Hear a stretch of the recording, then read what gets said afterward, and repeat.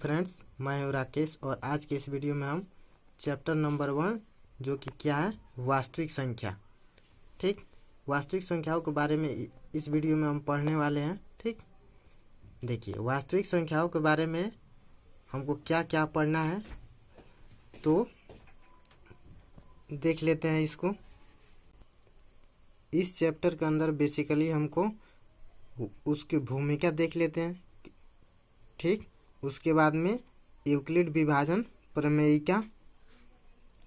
ठीक, इसको पढ़ने के बाद में हम अंकगणित की आधारभूत प्रमेय और अपरिमेय संख्याओं का पुनर्भ्रमण और परिमेय संख्याओं और उनके दशमलव प्रसारों का पुनर्भ्रमण पढ़ेंगे। ठीक, जब ये हमारा टॉपिक कंप्लीट हो जाएगा, ठीक, तो ये सारी चीज़ें जब हम पढ़ लेंगे तो ये हमारा टॉपिक कंप्लीट हो जाएगा। ठीक, चलिए इस वीडियो को शुरू करने से पहले हम बता देते हैं कि कक्षा 9 में हम लोगों ने वास्तविक संख्याओं के बारे में पढ़ा है, खासकर अपरिमेय संख्याओं के बारे में। इस अध्याय में भी हम लोग वास्तविक संख्याओं पर ही अपनी चर्चा जारी रखेंगे। इस अध्याय की शुरुआत हम धनात्मक पूर्णांक के दो अति महत्वपूर्ण गुण से करेंगे, जो क्या है यूक्लिड विभाजन एल्गोरिथम, जिसको हम कलन विधि के नाम से जानते हैं, और दूसरा अंकगणित का आधारभूत प्रमेय। ठीक, चलिए नेक्स्ट देखिए भूमिका में हमको क्या देखना है। भूमिका में देखिए धनात्मक पूर्णांकों के दो अति महत्वपूर्ण गुण से करेंगे। वो क्या क्या है तो वो यूक्लिड विभाजन एल्गोरिथम, जिसको हम कलन विधि के नाम से जानते हैं, और दूसरा क्या है अंकगणित का आधारभूत प्रमेय। ठीक, और इसमें देखिए इम्पोर्टेंट पॉइंट क्या क्या चीज़ है, वे पॉइंट हम पहले से नोट करके बनाए हैं। ठीक है, इसको बढ़िया से आप नोट्स बनाइए। ठीक, नोट्स बना लीजिए, उसके बाद में इसको हम समझते हैं। चलिए नोट्स बना लिए होंगे। देखिए इसमें फर्स्ट पॉइंट क्या है तो यूक्लिड विभाजन प्रमेय पूर्णांकों की विभाज्यता से संबंधित होता है। ठीक, और यूक्लिड विभाजन प्रमेय का उपयोग दो धनात्मक पूर्णांकों के महत्तम समापवर्तक ज्ञात करने में होता है। ठीक है, देखिए यूक्लिड विभाजन प्रमेय जो होता है उसका यूज कब करते हैं तो उसका यूज धनात्मक पूर्णांक के मौसम निकालने के लिए हम करते हैं। ठीक है, ठीक इसी प्रकार से हम क्या है देखिए इसको नोट कर लीजिए। चलिए इसको नोट कर लीजिए, इसको नोट कर लिए होंगे। चलिए नेक्स्ट हम देखते हैं। ठीक इसी प्रकार से अंकगणित के आधारभूत प्रमेय का संबंध धनात्मक पूर्णांकों के गुणन से होता है। ठीक है, चूँकि हम जानते हैं कि प्रत्येक भाज्य संख्या को अद्वितीय रूप से अभाज्य गुणनखंडों के गुणनफल के रूप में व्यक्त किया जा सकता है, इसे ही अंकगणित का आधारभूत प्रमेय कहा जाता है। ठीक है, इसको नोट कर लीजिए इन सारे पॉइंट्स को। चलिए आपने नोट कर लिया होगा, फिर हम आगे बढ़ते हैं। अब नेक्स्ट देखिए इस प्रमेय का उपयोग मुख्यतः दो रूप में हम करते हैं। ठीक है, तो देखिए फर्स्ट नंबर में क्या है, कुछ संख्याओं जैसे √2, √3 और √5 आदि की अपरिमेयता सिद्ध करने में। अपरिमेयता का मतलब कहने का मतलब है कि किसी नंबर को हमको अपरिमेय सिद्ध करने में यह सहायक होता है। ठीक, दूसरा नंबर पॉइंट क्या है तो कोई परिमेय संख्या P/Q के दशमलव प्रसार की जांच करना हो कि वह क्या शांत है या अशांत आवर्ती है, इसको चेक करने के लिए हम इसका यूज यूक्लिड विभाजन प्रमेय का यूज करते हैं। ठीक, चलिए इस पॉइंट को इन सारे पॉइंट को नोट कर लीजिए। ठीक है, उसके बाद में हम आगे बढ़ते हैं। चलिए आपने नोट कर लिया होगा। अब देखिए उसके बाद हमको क्या है तो उसके बाद हमको पढ़ना है यूक्लिड विभाजन प्रमेयिका। ठीक, देखिए इसको हम क्या कहते हैं, किस नाम से जानते हैं तो यूक्लिड डिवीजन लेमा या यूक्लिड डिवीजन एल्गोरिथम के नाम से भी जानते हैं। ठीक है, अब देखिए ये क्या चीज़ है। कहने का मतलब है कि यूक्लिड विभाजन प्रमेय क्या है, इसका कहने का मतलब क्या है। तो देखिए, दो धनात्मक पूर्णांक ए और बी दिए रहने पर ऐसी अद्वितीय पूर्ण संख्याएं क्यू और आर विद्यमान हैं कि ए इजिकल टू क्या है, बी क्यू प्लस आर, और आर क्या है, तो 0 से बी के बीच में। ठीक, देखिए यहाँ पर कंडीशन क्या दिया है कि आर जो होना चाहिए 0 से लेकर के बी के बीच में रहना चाहिए। ठीक, जहाँ देखिए, जहाँ ए को हम क्या कहते हैं, भाज्य, बी को भाजक, क्यू को भागफल तथा आर को शेषफल कहा जाता है। ठीक, इन सारे इम्पोर्टेंट नोट्स को बनाइए। ठीक, उसके बाद में हम आगे चलते हैं। चलिए, आपने नोट कर लिया होगा। देखिए, इस परिणाम की जानकारी जो है संभवतः बहुत पहले समय से थी। ठीक है, परंतु लिखित रूप में इसका सर्वप्रथम उल्लेख यूक्लिड एलिमेंट्स की पुस्तक 7 में किया गया था।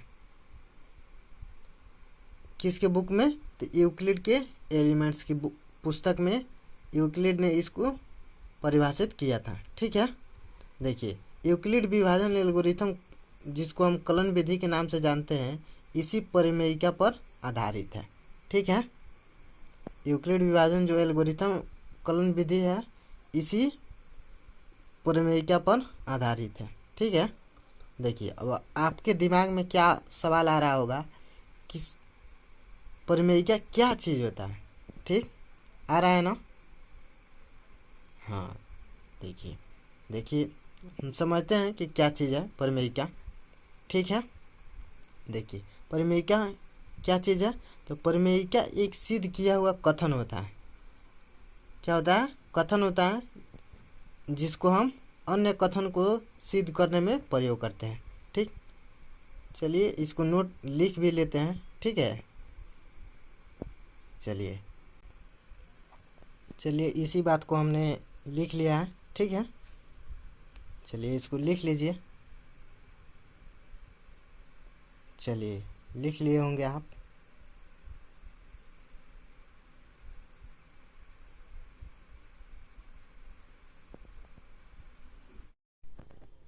चलिए अब आगे देखते हैं। ठीक, यूक्लिड विभाजन एल्गोरिथम का उपयोग कब हम उपयोग करते हैं, तो देखिए, इस प्रमेय का प्रयोग मुख्यतः 2 रूपों में होता है। जैसे फर्स्ट नंबर में कुछ संख्याओं जैसे √2, √3 और √5, इस तरह का जो रूट में नंबर रहता है, और यदि हमको अपरिमेय सिद्ध करना रहता है, तब इसका यूज हम करते हैं। ठीक है, यूक्लिड विभाजन एल्गोरिथम का यूज तब किसी नंबर को अपरिमेय सिद्ध करने में। ठीक है, नेक्स्ट हमारे पास सेकंड पॉइंट क्या है, तो वो है कोई परिमेय संख्या p/q के दशमलव प्रसार की जांच करना कि यह कब शांत एवं कब अशांत आवर्ती है। ठीक है, कि यही चेक करना कि कोई परिमेय संख्या p/q के दशमलव प्रसार की जांच करना कि यह शांत आवर्ती है या अशांत है। ठीक है, इस पॉइंट को नोट्स बना लीजिए। ठीक, उसके बाद में हम आगे बढ़ते हैं। चलिए, आपने नोट बना लिया होगा। चलिए देखिए, इसको एग्जाम्पल के थ्रू समझते हैं। ठीक है, जैसे में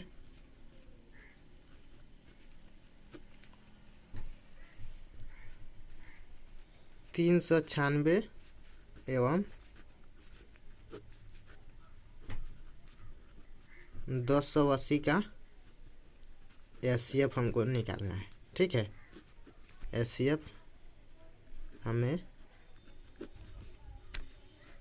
निकालना है।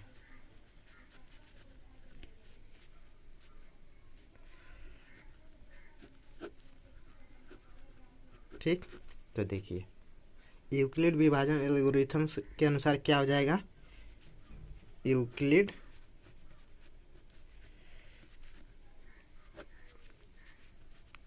विभाजन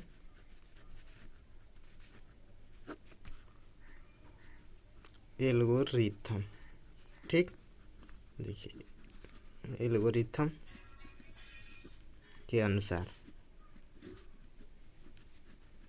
तो उसके अनुसार क्या हो जाएगा, देखिए 1080 को हम क्या लिख सकते हैं, 1080 को 396 से डिवाइड करेंगे तो उसको, तो क्या लिखेंगे, 396 गुने 2 और प्लस यहाँ पर हमारे पास शेषफल कितना आ रहा है, 288। ठीक है, समझ गया ना। देखिए अब देखिए भाजक हम कितना ले लिए हैं, 396 और शेषफल कितना आ रहा है, 288। उसके बाद देखिए भाजक कितना है, भाजक 396 एवं शेषफल कितना आ रहा है, 288। ठीक, 288 आ रहा है, तो उसका फिर यूक्लिड विभाजन एल्गोरिथम का प्रयोग करेंगे तो क्या हो जाएगा,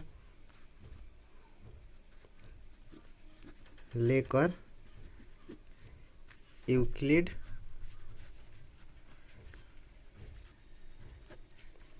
विभाजन का प्रयोग करने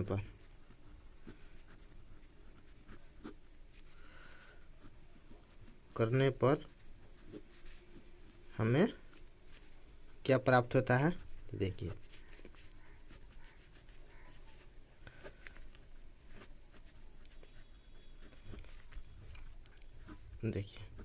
अब हम 396 को क्या लिख सकते हैं, 396 इज इक्वल टू 288 गुने 1 प्लस 108। ठीक है ना। अब देखिए यहाँ पर भाजक हमारे पास कितना आ रहा है, यहाँ पर 288 और शेषफल कितना, 108। भाजक कितना है, 288। ठीक, एवं शेषफल 108, शेषफल 108। अब इसको लेकर के यूक्लिड विभाजन का प्रयोग करेंगे। ठीक है, लेकर यूक्लिड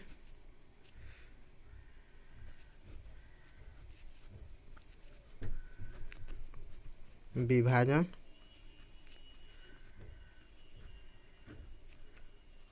का प्रयोग करने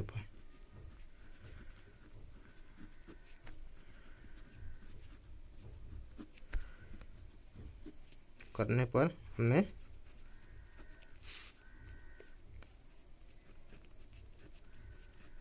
प्राप्त होता है।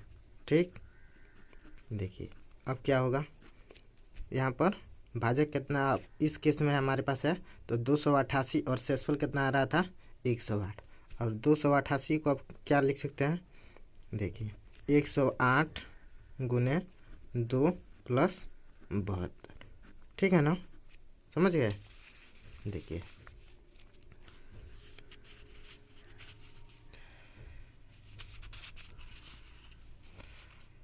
ठीक, 72 हो गया। अब देखिए हमारे पास भाजक कितना आ गया है, भाजक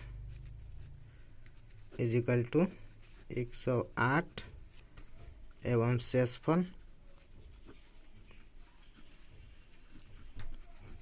इस केस में कितना आ रहा है, 72। ठीक है, फिर यूक्लिड विभाजन का प्रयोग करेंगे, लेकर यूक्लिड विभाजन का प्रयोग करने पर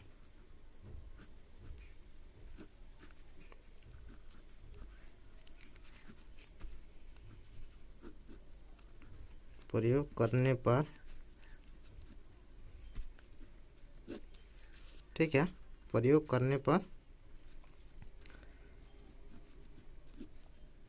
हमें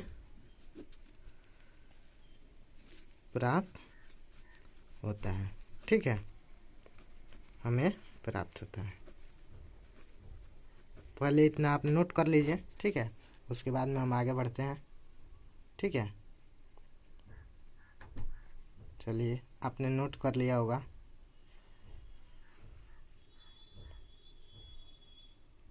नोट कर लीजिए। अब देखिए क्या होगा। तो 108 को क्या लिख सकते हैं, 108 इज इक्वल टू 108 बराबर कितना, 72 गुने 1 प्लस 36। ठीक है, समझ गया ना। अब देखिए यहाँ पर भागफल हमारे पास कितना है,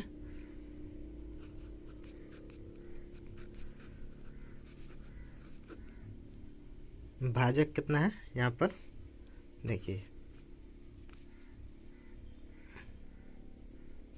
भाजक नहीं है, भाजक बराबर कितना है 72। ठीक है, और शेषफल हमारे पास कितना है, शेषफल 36 लेकर यूक्लिड विभाजन का प्रयोग फिर करेंगे। यूक्लिड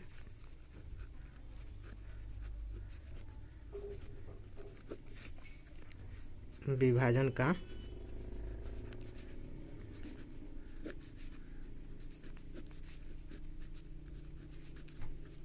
प्रयोग करने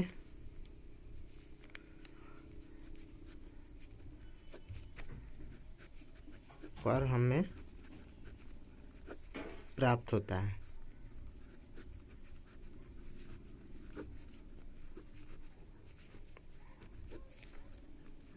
प्राप्त होता है। देखिए 72 को क्या लिख सकते हैं, 72 को जब 72 हो गया। ठीक, अब 72 को 36 इंटू इसको क्या लिख सकते हैं 36 गुने 2 प्लस 0। ठीक है, देखिए यहाँ पर शेषफल हमारे पास कितना आ रहा है, शेषफल कितना 0, शेषफल इज इक्वल टू 0 है। अतः अंतिम भाजक कितना है 36 है, तो 36 1080 और 396 का मसा हो जाएगा। ठीक है ना। ठीक है, चूँकि शेषफल 0 है, 0 है, अतः अंतिम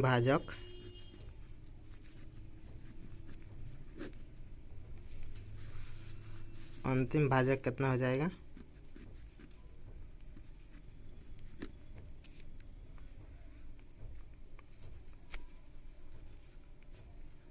36 ही 1080 और 396 का HCF है। ठीक है, समझ गया। चलिए इसको भी नोट कर लीजिए। चलिए नोट कर लिए। चलिए नेक्स्ट आगे देखते हैं। चलिए देखिए, दो धनात्मक पूर्णांकों, ठीक, मान लीजिए C और D, C D से बड़ा हो। ठीक है, क्या HCF ज्ञात करने के लिए नीचे दिए हुए चरणों का अनुसरण करना है।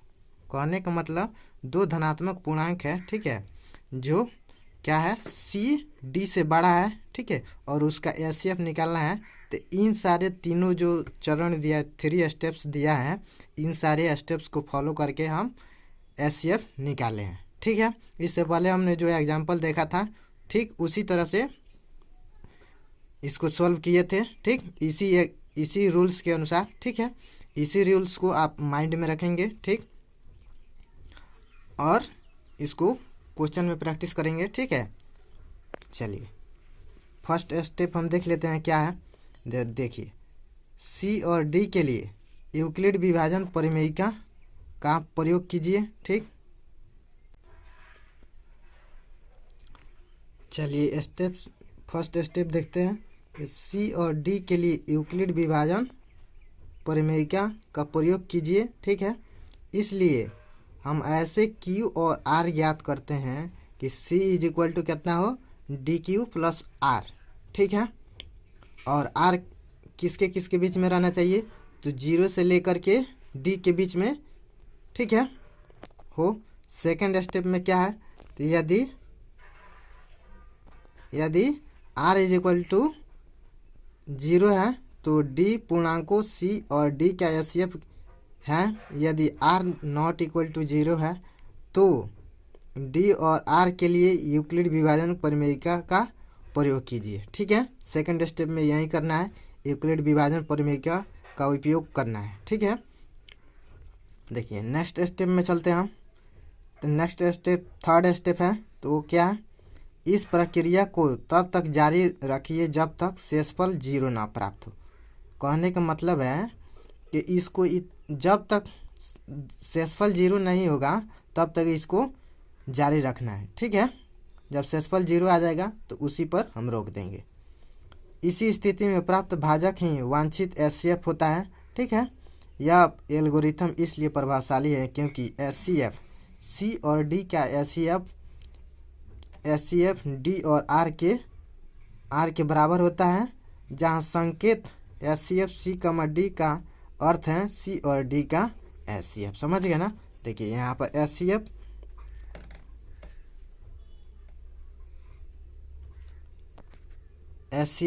सी कमा डी दिया है, इसका मतलब सी और डी का एचसीएफ है, ठीक है। इसको नोट कर लीजिए इन सारे पॉइंट्स को।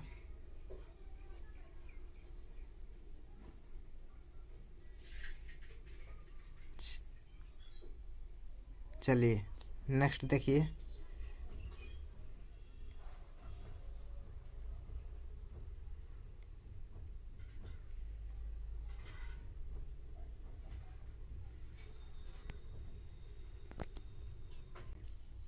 अब नेक्स्ट देखते हैं। नेक्स्ट क्या है, तो अंकगणित का आधारभूत प्रमेय, जिसको हम फंडामेंटल थ्योरम ऑफ अरिथमेटिक के नाम से जानते हैं, ठीक है। चलिए, चूँकि हम जानते हैं कि किसी भी प्राकृतिक संख्या को उसके अभाज्य गुणनखंडों के रूप में लिखा जा सकता है, ठीक है।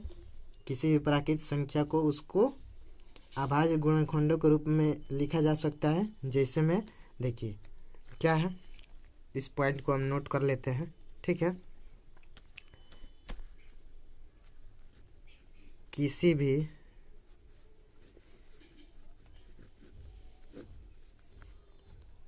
प्राकृत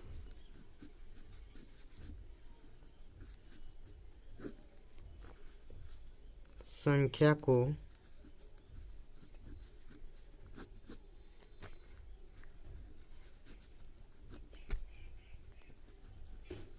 उसके अभाज्य गुणनखंडों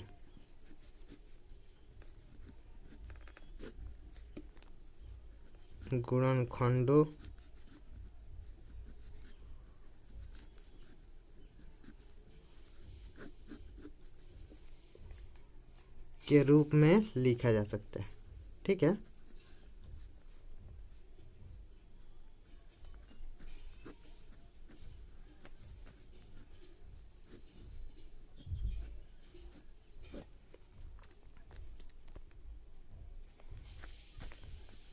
लिखा जा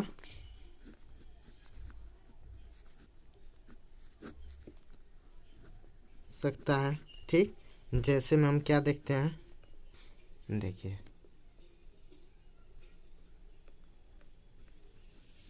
जैसे में 3 को 3 से लिख सकते हैं, ठीक। कॉमा 4 को देखिए, 4 को 2 इंटू 2 लिख सकते हैं ना, ठीक। इसी तरह से 18 को देखिए 2 इंटू 3 इंटू 3, ठीक है। इस तरह से लिख सकते हैं, ठीक है ना। चलिए देखिए, अब यह प्रश्न उठता है कि यदि क्या अभाज्य संख्याओं को गुणा करके एक प्राकृतिक संख्या प्राप्त की जा सकती है, ठीक। माना कि कुछ अभाज्य संख्याएं 2, 3, 7, 11 और 23 है, ठीक है। मान लीजिए कि कोई आभाज्य संख्या है 2, 3, 7, 11 और 23 है। यदि हम इन संख्याओं में से कुछ या सभी संख्याओं को हम इस प्रकार गुणा करें कि इन संख्याओं को हम जितनी बार चाहे पुनरावृत्त कर सकते हैं, तो हम धनात्मक पूर्णांकों का एक बड़ा संग्रह प्राप्त कर सकते हैं। ठीक है, चलिए इसको समझते हैं। तब तक इतना नोट कर लीजिए।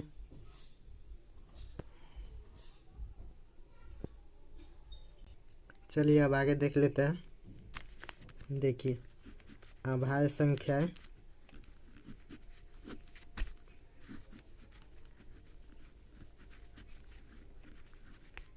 जैसे में क्या लिए हैं, 2, 3, 7, 11 और 23। ठीक है, 23 है। तो देखिए इसको परस्पर गुणा करेंगे, ठीक है, तो हमारे पास बहुत सारे नंबर बनेंगे। ठीक है, तो हम धनात्मक पूर्णांकों का एक बड़ा संग्रह कर सकते हैं। ठीक है, जैसे में देखते हैं, यह 2 है। जैसे में देख लीजिए, देखिए 7 से, 7 से, 11 से और 23 से जब हम गुना करते हैं तो हमारे पास कितना आ जाता है, 171। ठीक है, देखिए 7, 11 और 23 क्या है, अभाज्य संख्या है। ठीक है, समझ गए ना। और देखिए इसी तरह से एग्जांपल एक और ले रहे हैं, तो 3 × 7 × 11 × 23, 23, तो हमारे पास गुणनफल कितना आ जाता है, 5313। ठीक है, समझ गया ना। अब देखिए यहाँ पर एक और एग्जांपल लेते हैं।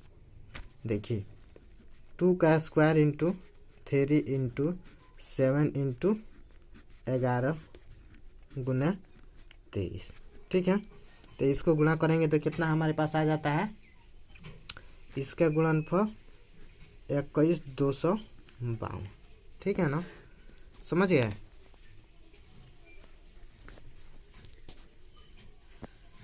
चलिए इतना हो गया।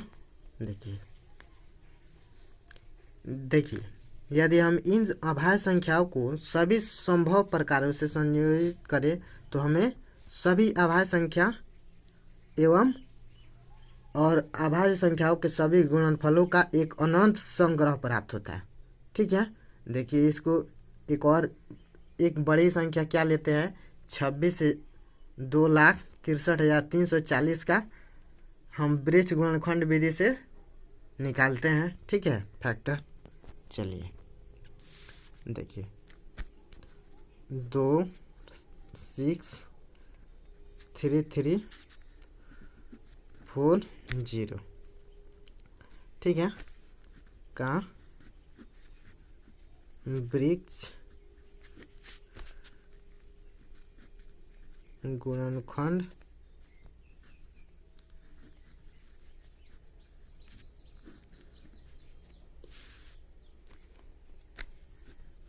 विधि। ठीक है, तो देखिए इसको कैसे निकालेंगे, 2, 6, 3, 3, 4। देखिए इसके यूनिट डिजिट कितना है, 0, तो 2 से आराम से भाग लग जाएगा, तो 2 से भाग देंगे तो हमारे पास कितना आ गया, 1316 ठीक, फिर 2 से लगेगा, 2 से भाग देंगे तो कितना आ गया, 65835।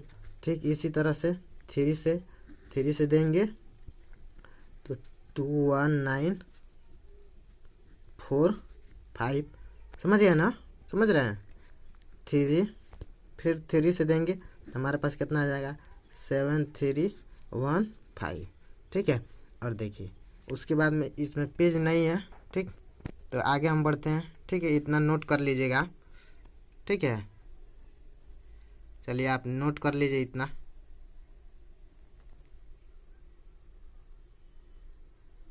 चलिए इसके बाद आगे बढ़ते हैं। देखिए अब 7315 था, तो इसमें किससे भाग लग जाएगा, 5 से आराम से लग जाएगा, 3 से नहीं लगेगा। तो 5 से जब भाग देंगे तो हमारे पास कितना आएगा, 1463। ठीक, अब 7 से देंगे तो 7 से देने पर कितना आ जाएगा हमारे पास, 209। ठीक है, चलिए फिर 11 से हम देंगे, 8 9 से नहीं लगेगा, 10 से। ठीक है, उसके बाद हम 11 से भाग देंगे तो 19 मरतबे लग जाएगा। ठीक है, तो देखिए 26,2,63,340 को हम क्या लिख सकते हैं, 26,33,40। इसको क्या लिख सकते हैं, तो देखिए क्या था, इसको जितना मर्त में हम लगाए थे तो क्या क्या था, 2 × 2 × 3 × 3 × 5 देखिए यहाँ पर 5 7 11 आ रहा है ना, इसी को लिखना है। ठीक है, 5 × 7 × 11 × 90।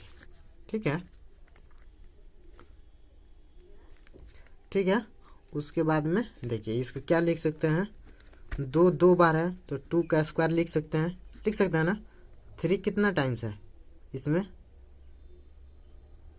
3 2 बार है तो 3 का स्क्वायर। 5 एक बार है तो 5 लिख सकते हैं, 5 लिख लेते हैं, 7 हो गया, और 11 और 19, समझ गए ना। ठीक है, जो कि देखिए इसमें जो है ना आभाज्य गुणनखंड के घात के रूप में है कि नहीं, यहाँ पर पावर में 2 था। ठीक है, घात कितना है, 2 है। ठीक है, इतना नोट कर लीजिए। ठीक है, जो अभाज्य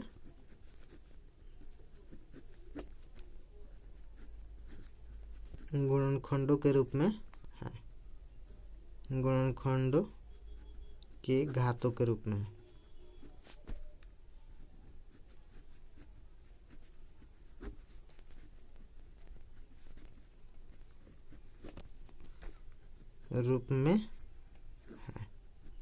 ठीक है, देखिए अब इससे निष्कर्ष क्या निकलता है कि भाज्य संख्याओं को अभाज्य संख्याओं की घातों के गुणनफल के रूप में लिखा जा सकता है। ठीक है, इसी कारण यह कथन क्या होता है, अंकगणित का आधारभूत प्रमेय कहलाता है। ठीक है ना, चलिए इसको लिख लेते हैं।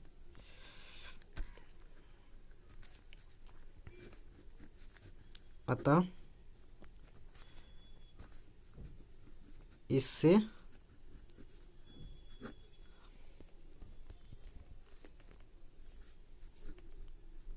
निष्कर्ष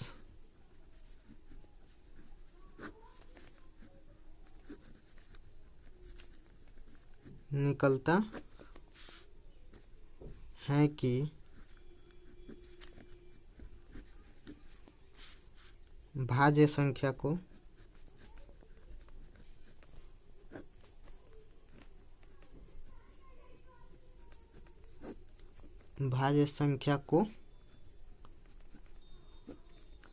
अभाज्य संख्याओं की घातों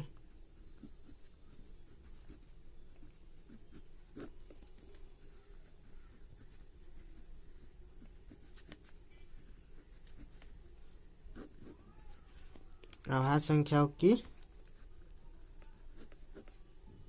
घातों के गुणनफल के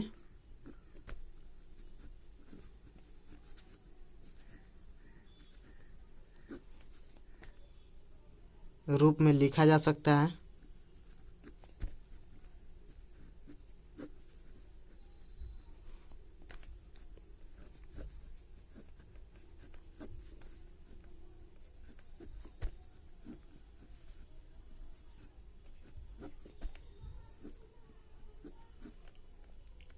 इसी कारण से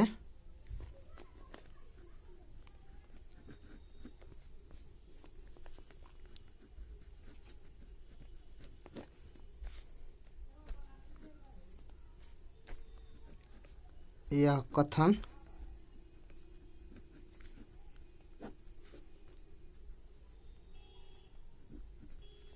अंकगणित का आधारभूत प्रमेय कहलाता है।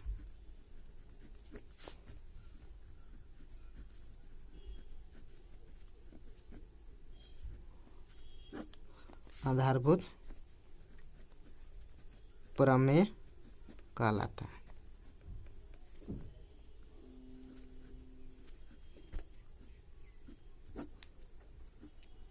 ठीक है, इसको नोट कर लीजिए।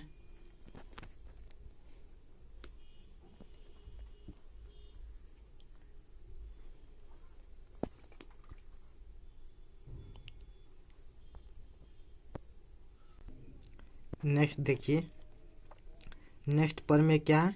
तो अंकगणित की आधारभूत प्रमेय। ठीक है, अब ये क्या कहता है, इसके कहने का मतलब क्या है, तो चलिए समझते हैं इसको। देखिए, प्रत्येक अभाज्य संख्या को अभाज्य संख्याओं के एक गुणनफल के रूप में व्यक्त किया जा सकता है। ठीक है, तथा यह गुणनखंडन अभाज्य गुणनखंडों के आने वाले क्रम के बिना अद्वितीय होता है। यही होता है अंकगणित की आधारभूत प्रमेय। ठीक है, इस प्रमेय को याद रखेंगे। ठीक है, आप नोट कर लीजिए। ठीक, चलिए देखिए, अंकगणित की आधारभूत प्रमेय के रूप में विख्यात होने से पहले, ठीक है, इस प्रमेय का अंकगणित की आधारभूत प्रमेय सर्वप्रथम वर्णन यूक्लिड की एलिमेंट्स की पुस्तक 9th में साध्य 14 के रूप में हुआ था। ठीक है, परंतु इसकी सबसे पहली सही उत्पत्ति कार्ल फ्रेडरिक गॉस ने अपनी कृति डिस्क्विशंस अरिथमेटिक में दी थी। ठीक है, कार्ल फ्रेडरिक गॉस को प्रायः गणितज्ञों का राजकुमार कहा जाता है। किसको? तो गणितज्ञों का राजकुमार, तथा उनका नाम सभी समय कालों के 3 महानतम गणितज्ञों में लिया जाता है, जिनमें आर्किमिडीज, न्यूटन भी सम्मिलित है। उनका गणित और विज्ञान दोनों में मौलिक योगदान होता है। ठीक है, मौलिक योगदान है। तो कौन थे? देखिए, यहाँ पर एक पॉइंट लिख लीजिए। कार्ल फ्रेडरिक गॉस को प्रायः गणितज्ञों का राजकुमार कहा जाता है। ठीक है, चलिए नेक्स्ट पॉइंट देखते हैं। ठीक है, लिख लीजिए इसको।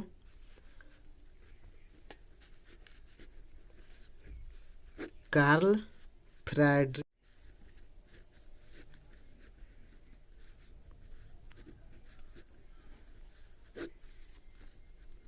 गॉस, ठीक है, गॉस को प्रायः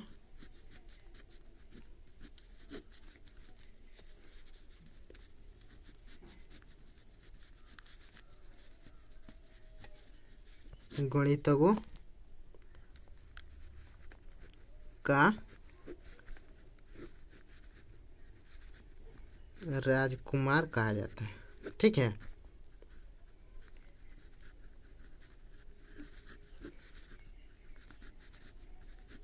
कहा जाता है। ठीक है, अब देखिए, आपके मन में यह भी सवाल आ रहा होगा कि इनको ही क्यों कहा जाता है, गणितज्ञों का राजकुमार, इनको ही क्यों कहा जाता है? बहुत सारे और भी गणितज्ञ थे, तो उनको क्यों नहीं बुलाया था? देखिए, इसके पीछे भी रीजन है। ठीक है, क्या है? तो एक रीजन है, इन्होंने बहुत सारा जो मैथमेटिक्स जो होता है, गणित में इन्होंने काफ़ी योगदान दिया था। ठीक है, काफ़ी योगदान देने की वजह से इनको गणितज्ञों का राजकुमार कहा जाता है। ठीक है ना? चलिए नेक्स्ट हम आगे बढ़ते हैं। देखिए, अंकगणित की आधारभूत प्रमेय क्या कहती है? यही कहती है कि प्रत्येक भाज्य संख्या अभाज्य संख्याओं के एक गुणनफल के रूप में गुणनखंडित किया जा सकता है। ठीक है, वास्तव में क्या होता है, यह और भी कुछ कहती हैं। यह कहती हैं कि एक दी हुई भाज्य संख्या को अभाज्य संख्याओं के एक गुणनफल के रूप में बिना यह ध्यान दिए कि अभाज्य संख्याएं किस क्रम में आ रही हैं। ठीक है, चलिए इसको आगे बढ़ाते हैं। अब देखिए, जो हमने थ्योरी पढ़ी है, ठीक है, जो टॉपिक्स हमको पढ़े हैं, अभी जो पॉइंट्स पढ़े हैं, ठीक है, उस पर हम कुछ क्वेश्चन को प्रैक्टिस करते हैं। ठीक है, क्वेश्चन प्रैक्टिस करेंगे, जितना क्वेश्चन प्रैक्टिस करेंगे उतना हमको समझ में आएगा। ठीक है। तो देखिए फर्स्ट नंबर क्वेश्चन हमको क्या दिया हुआ है कि निम्नलिखित संख्याओं का एचसीएफ ज्ञात करने के लिए यूक्लिड विभाजन एल्गोरिथम का प्रयोग करें। क्वेश्चन नंबर फर्स्ट में हमारे पास कितना है, तो 135 और 225 का एचसीएफ हमको फाइंड करना है। ठीक है, चलिए इसको सॉल्व करते हैं। आप क्वेश्चन को नोट कर लेंगे, उसके बाद में खुद से क्वेश्चन को ट्राई कीजिएगा। ठीक है, उसके बाद में सॉल्यूशन देखिएगा। ठीक है ना, चलिए इसको हम सॉल्व कर लेते हैं।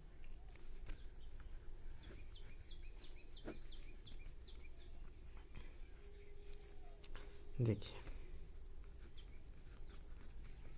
135 एवं 225। ठीक है, यहाँ पर हम क्या देख रहे हैं कि 225 135 से बड़ा है, 135 से बड़ा है। तो देखिए यहाँ पर क्या हो जाएगा, ए की वैल्यू कितना हो गया 225 और बी का वैल्यू कितना हमारे पास आ जाता है 135। ठीक है, उसके बाद में हम यूक्लिड विभाजन एल्गोरिथम का प्रयोग करेंगे। ठीक है, चलिए यूक्लिड विभाजन के एल्गोरिथम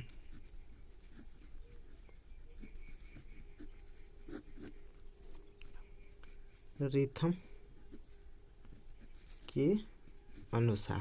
ठीक है, चलिए देखिए आप इसको क्या लिख सकते हैं, तो हमको a is equal to b q plus r होता है। ठीक है, तो इसको देखिए एक हमारे पास कितना था 225 इजिकल टू 135 गुना 1 प्लस 90। देखिए 225 में 135 से भाग देंगे तो एक मरतबे लगेगा। ठीक है, और शेषफल हमारे पास कितना आ जाएगा 90। ठीक है ना, और देखिए शेषफल कितना 90 आ रहा है, 0 के बराबर नहीं आ रहा है। ठीक है, शेषफल जो है शेषफल 90 नॉट इक्वल टू 0। ठीक है, तो 0 नहीं आ रहा है तो हम आगे बढ़ेंगे। ठीक है, 0 आता तो यहीं पर हम रोक लेते, लेकिन 0 नहीं आ रहा है तो इसका मतलब तब तक इसको इस विधि का उपयोग करेंगे जब तक 0 ना आ जाए, शेषफल कितना आ जाए 0। ठीक है, अब देखिए 135 एवं 90 के लिए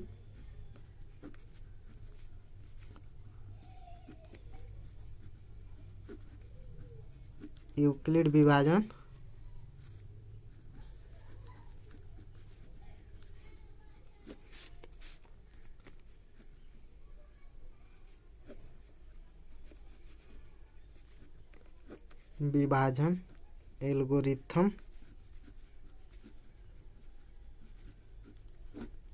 एल्गोरिथम का प्रयोग करने पर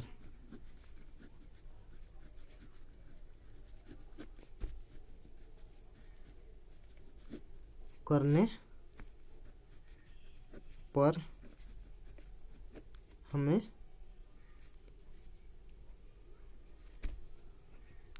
हम पाते हैं कि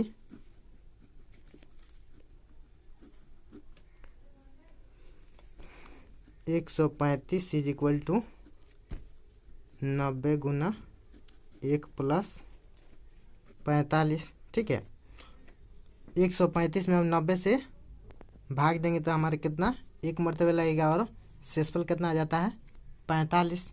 ठीक है ना, समझ गए। और देखिए शेषफल हमारे पास 0 के बराबर नहीं आ रहा है तो फिर हम इसको अप्लाई करेंगे। ठीक है, चलिए देखिए शेषफल चूंकि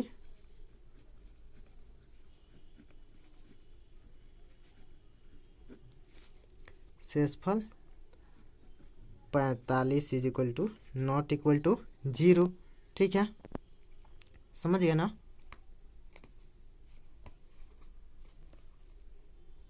अब देखिए यहाँ पर भाजक कितना है, अतः भाजक बराबर भाजक कितना है 90 एवं शेषफल हमारे पास कितना है 45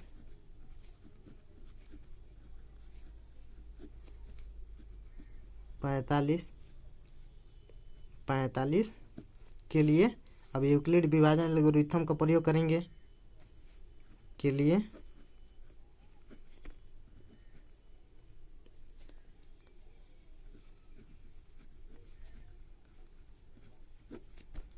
विभाजन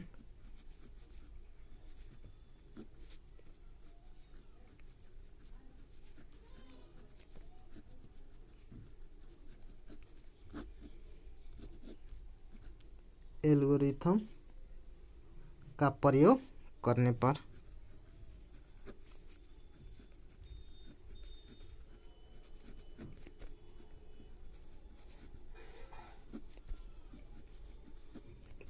पर हम पाते हैं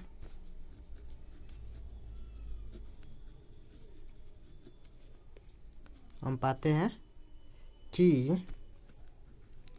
देखिए अब 90 को हम क्या लिख सकते हैं, 90 को जब 45 से डिवाइड करेंगे तो कितना 2 मरतबे, और यहाँ पर शेषफल कितना आ रहा है 0। ठीक है, शेषफल हमारे पास कितना आ रहा है 0। ठीक है, देखिए अब इतना आप नोट कर लीजिए। ठीक है, उसके बाद में हम आगे बढ़ते हैं।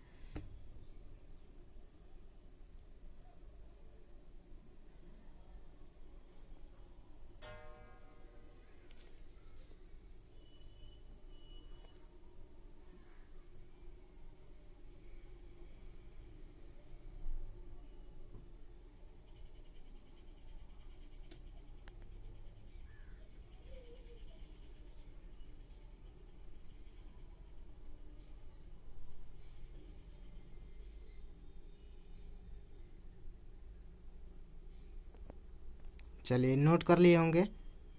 ठीक है, आगे हम बढ़ते हैं। देखिए अब क्या होता है, देखिए यहाँ पर शेषफल कितना है,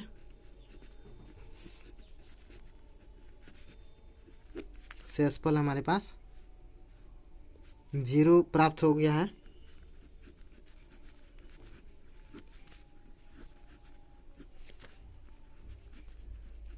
अतः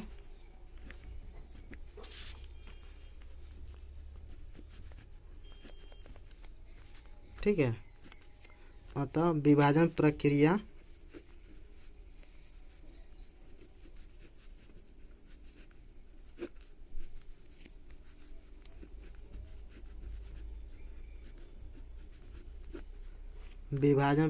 यहीं समाप्त हो जाती है।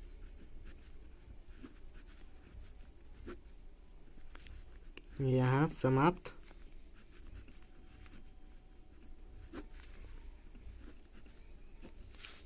हो जाती है। ठीक है,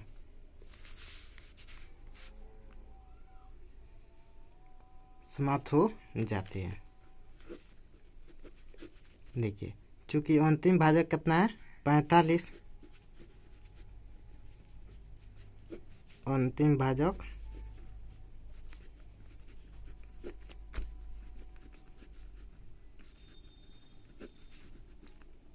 45 है, इसलिए कितना हो जाएगा 225 एवं 135 का HCF हमारे पास 45 हो जाएगा।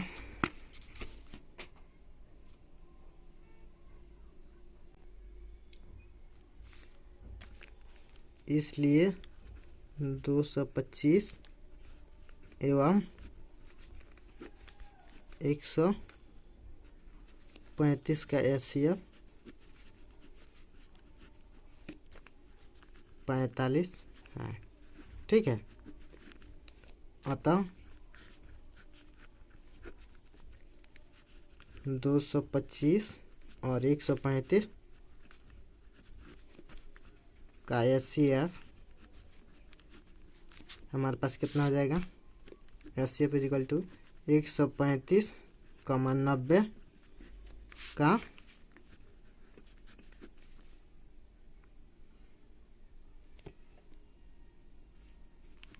HCF। ठीक है, इज इक्वल टू 90, 45 का HCF। ठीक, HCF कितना आ रहा है 45, ठीक है ना। चलिए इसके आंसर हमारे पास कितना आ रहा है 45, ठीक है, इसको नोट कर लीजिए।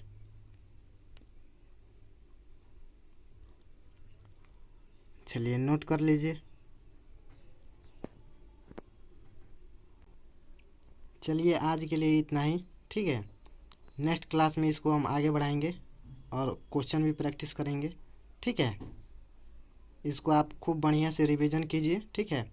और जो जो इम्पोर्टेंट थ्योरम है और पॉइंट्स हैं इसको याद रखिएगा, ठीक है। चलिए उम्मीद है कि यह वीडियो आपको काफ़ी पसंद आया होगा। यदि पसंद आया तो मेरे चैनल को सब्सक्राइब करें, लाइक करें और बेल आइकन को ऑन कर ले, ताकि आपको हमेशा जो भी इंटरेस्टिंग वीडियो मैं अपलोड करूं तो आपको नोटिफिकेशन मिल जाए। Okay, thank you. पढ़ाई करते रहें। All the very best.